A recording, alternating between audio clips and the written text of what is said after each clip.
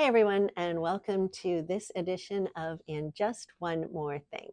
The Board of Supervisors has recognized April as Second Chance Month, so we're going to talk a little bit about that today. Second chances are referring specifically to people who are leaving jail or prison and returning to their home communities and the supports that they need to be able to successfully reintegrate, become part of the community, and become, in the process, much less likely to recidivate or commit any kind of additional harm.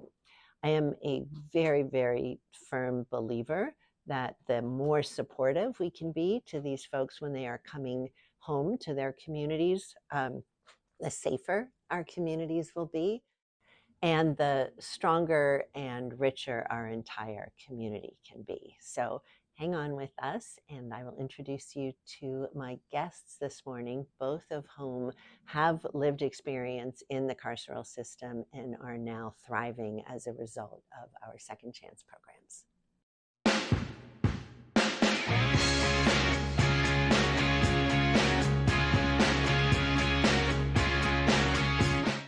I am back with Adrian Santos, who is a community outreach specialist with the Reentry Center, and Yesina Velasquez, who is a reentry specialist with the Breakout Prison Outreach Never Give Up program. Welcome, and thank you both so much for being here today. Thank you for having us. So on Tuesday, the board made a proclamation recognizing this month as Second Chance Month. Can you say a little bit, Yesenia, about Sure. what that means and what we're actually recognizing? So I believe that second chance means being able to give someone another opportunity after they've made a mistake, failed, or had a challenging situation. It's not just trying again. It actually carries a deeper meaning. I feel that it carries a meaning of redemption, growth, hope, and responsibility. I love that. Is there anything that you want to add to that? What it looks like for our reentry center in particular? Yeah, for our clients, the Second Chance Month is an opportunity to highlight, any achievements that they've had along the progress of reintegrating back into the community, and inspire others as well too, that they can also, have stuff have happened in their past, but move out of that and move into a whole new different path that benefits them, their family, and also the community. Why do we need a formal recognition or program? Is it not sort of a given that when people come out of the carceral system, that is the second chance and they um, begin to rebuild their lives? Why do we need this concrete recognition um, in order to help people make use of that second chance? I think with the population that comes into our office or that is looking for a second chance as they reintegrate back into the community, it allows them to see that others have come before them and have been able to be successful, and that systems are in place to help them succeed as well too, and also to hear other people's experience, strength, and hope in their new walk of life that they decided to make. Yeah, and I'll just add that, I feel it's important that we have these programs because without these programs, we'd really not have that much support and someone to believe in us, right? So, in doing this work myself, I'm able to give people the hope that they could actually come out of the darkness that they were in and give them another opportunity to be successful in life. Tell me what some of the actual barriers and perceived barriers are for folks being able to reintegrate when they're coming back to community. So I think to begin with, I think people feel a lot of shame or a lot of guilt or a lot of discouragement that they believe that they don't have that hope or that person that cares about them. So I believe the barriers could come with the lack of housing, the lack of maybe mental health services. And, I believe that it's important. Faith based organizations for me are like my heart because through faith-based organizations I was able to find that hope with the center of God. To participate in the programs, do you need to be of a particular faith? Absolutely not. Anybody's welcomed. Everybody is open. received with open arms. We help everybody the same way, so it's not a particular, you don't have to be a particular faith, we're open to it. And also non we have a service linkage, which I work for that program. Mhm. And you don't, it's not faith based, so you have an option, right, whether you want faith based or not faith based. Thanks. When people come to the Reentry Center for the first time, what are they commonly looking for? For the most part, they're usually referred over by maybe their pretrial officer, probation, something like that, because they, for the most part, don't have a real set of goals. And that's kind of the benefit of actually going into our office, where we're like, are you working? Do you have a birth certificate? Are you going through family court? Is there any specific requirements that the courts ask you to fulfill? So that way we can start connecting them to services right away to help them reduce recidivism, which is one of our main components of why we do what we do. But along the way, they also get to understand that there's other people, especially amongst the staff. A lot of the community in Santa Clara County has a lot of lived experience. They've been able to turn their lives around and give back to the community and help guide the next person that's starting their journey as well too, and do it through being able to share their own personal experiences. And I'm one of those people as well too. So when someone walks into our office, I like to think that are more relatable. It helps remove that feeling of isolation, of not being understood. And I remember that feeling as I was reintegrating back into the community and I walked into the reentry office after going to a resource fair. There's a lot of resource fairs going on in this county, and they're all a blessing. I was there to go over and approach every booth, tell them this is where I'm kind of at and this is where I'm trying to get. How can you guys help me? If they weren't able to, the networking that happens amongst our service providers in Santa Clara County is so strong that we can't help you, but this organization can. And they walked me over and gave me a warm introduction to someone that could. And one of those warm introductions was to the Reentry Resource Center when I first started my journey. And then I got connected to faith-based services. And that's where I kind of really understood that there was this whole support system for me. And I had a higher chance of success if I was able to get past that barrier of also asking for help. And as a man coming back into the community and having my own views on how I should carry myself, I was able to put that aside and understand that I needed help and take advantage of the support that was there. And that alone helps eliminate a lot of the other barriers, because of all these systems so understanding of what our population is dealing with and being able to connect them right away to services and help them move on.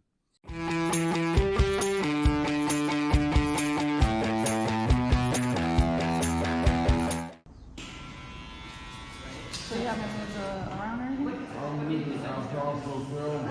or anything? I heard about this from Rita at Bible Way, and I came straight over.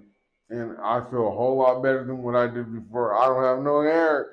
It makes me feel good because they're giving back to the community. And it helps people like me that don't have a lot of money to get a haircut.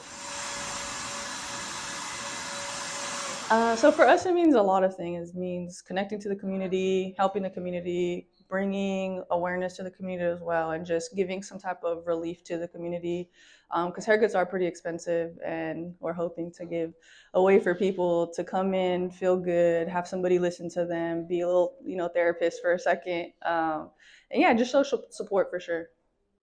Just each time, like, people are so appreciative of it, and it touches my heart because something that is so, well, for some people it's natural, but we're able to bring our, like, what we've worked hard for to learn and to master, and to somebody, and they're just so appreciative for it. And so I think that just makes everything, it's just, yeah, you get warm inside. You're like, okay, cool, like, I'm on the right path, like, I'm helping people. This is something that people are looking for, and we're just happy to be able to give them the opportunity to, again, sit in the chair, feel like it's a one-on-one type of experience. And yeah, it feels good.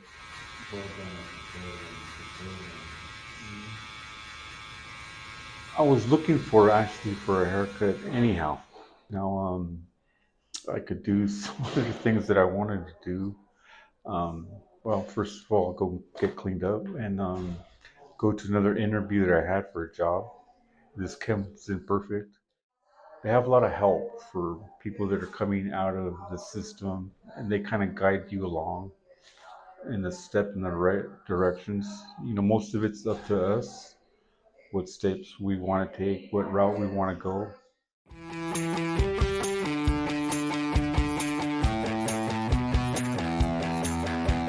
What would you say to encourage other employers? I know we have a few partners, but what would you say to encourage more employers to embrace a second chance population and lens and consider those individuals for hiring? I think what I would say is that someone's past does not define their future or what they're capable of.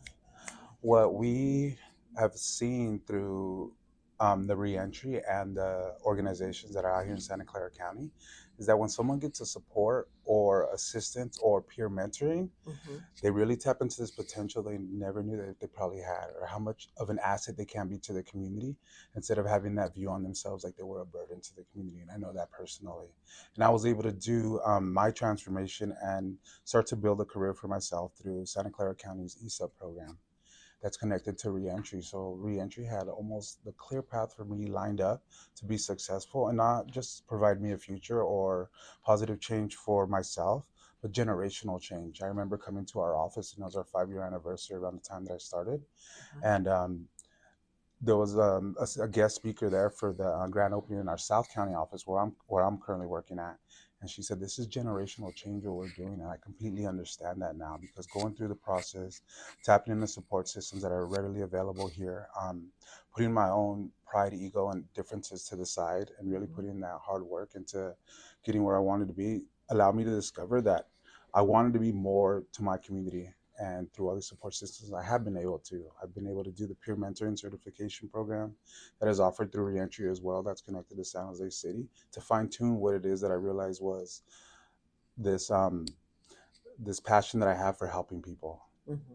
And doing that and being able to just fine tune that and show others that they have a lot to offer the community as well too, has just been really eye-opening and a blessing. And I hope that, you know, through the interactions I have with my peers that come in looking for support, that I inspire them, or that they get inspired within themselves to dig deeper and become a positive member of this community.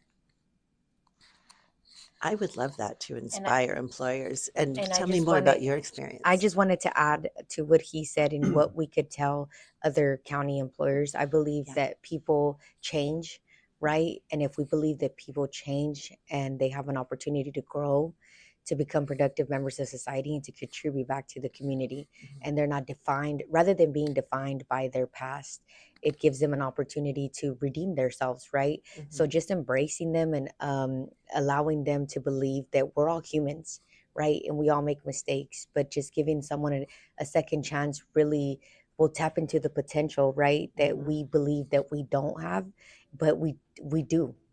So, and you're in school now, right? correct. I'm pursuing my KDAC. So I as well, like Adrian, completed the peer mentorship class through the reentry. Is that what KDAC means? So KDAC is KDAC is to get your certification for alcohol and drug counseling. So it's to become an alcohol and drug counselor. So the first step to that was the peer mentor class through the reentry, and then you have to take additional classes to actually get certified for the KDAC. That sounds like a lot of work. It is. And it's you're a lot a of mom work. too. And I'm a mom. I work full time. So, just staying busy. I'm also part of the community advisory board. I'm actually the co-chair for the community advisory board. So I dedicate a lot of my time and volunteer my time to the community and be able to advocate for those that don't have a voice that is involved with the justice system. So I have a passion to give back. I love to be involved in my community and utilize my voice in a way that I wasn't able to once upon a time. Thank you so much for sharing that, Yesenia. You're welcome. What I really just believe in my heart is that if we are very serious about creating safer communities, we have to be deeply and heavily invested in the folks that are coming back to our communities. And I was just really excited to have gotten support from my colleagues for a guaranteed income pilot program with folks coming back into our community, and met with some initial resistance. These are folks who committed or did some sort of harm, why are we giving them money? And it was actually the sheriff and a police chief who said, this will increase public safety. You give people better options to pursue housing and family reunification and jobs and education. And that's how you create safer communities rather than kind of an over policing model and focusing on removing people from community. Yeah, it's in a sense restoration, right? Instead of Mm-hmm. incarceration, it's restoration. And I'm very familiar with the GBI program. I refer to some of my clients, and I've been connected with them, and I believe that it's lifted a burden from them, because some of them need extra assistance with their children, with clothing, with gas, with even housing rental assistance. So the fact that they have that extra income, Right. it helps them not feel so burdened, right? And not feel the fact that they have to carry that burden alone, but someone's believing in them and giving them an opportunity to actually utilize that income in a positive way. Yeah, I think that's a very good way to highlight it. What you said is saying that someone believes in them and is willing to give them a second chance. Exactly how we're talking about. I know someone personally that is he's a participant in the GBI program. He just started going back to school at Gavilan. He's doing healing circles. He's very involved in his church, and he's always reaching out to people in the community that he grew up in to walk a different way of living and to change their life for the positive, and to also turn around and do it for other people as well too. So I think when with such a high cost in this area to live, even when we have a full-time job or people that are leaving incarceration, starting to work, it still doesn't add up. So I think that GBI gives them that boost up to be able to have financial security and focus on other things like going back to school or maybe pursuing more into like a trade to end up getting more income and use that money just to balance things out while they go back to school to learn a trade to eventually provide more income. And that alone opens up another whole avenue of opportunities for them. And do we have partners in the trades that do second chance training and hiring? Yeah, one of them that's connected with Reentry is a Goodwill Now. They also have a training and a subsidized program. They do a very great job at providing certifications for people that are willing to go back to school, and it's all free. It's a really like a fast-paced course, so they can do their work, do their certification program, and reintegrate. Reintegrate back into the workforce, and make a more of a higher income to also be able to provide for themselves. Yeah, take care of ourselves and our families. Yeah, and another partner that you guys that we also have is the CEO. They also offer some trades at the same time they're employed. So it's similar to like Goodwill, and it's what I think benefits the clients a lot of the time is that they are working and getting paid while they're taking the vocational classes. So it actually gives them that motivation to keep pursuing it. And at the same time, they don't feel like they're just going to school. They're actually getting paid to go to school. Right. And then after that, they help them financially with their union dues. So I had clients successfully complete the trades with construction and electrician, and they're getting paid a lot of money. My brother is one as well, and he gets paid very well and is able to support his family and live in free of having to feel like they are carrying and they're not able to carry their family and fulfill that.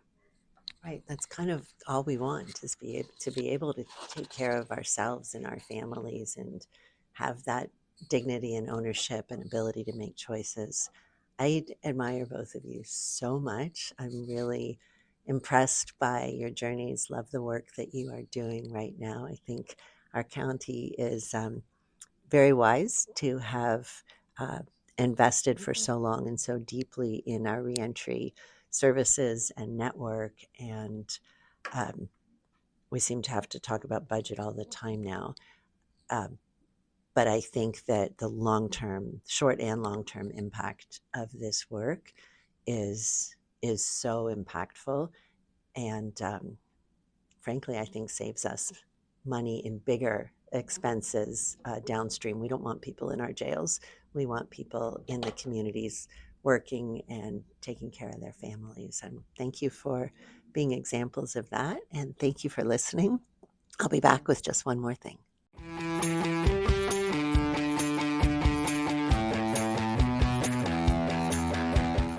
And just one more thing to share today.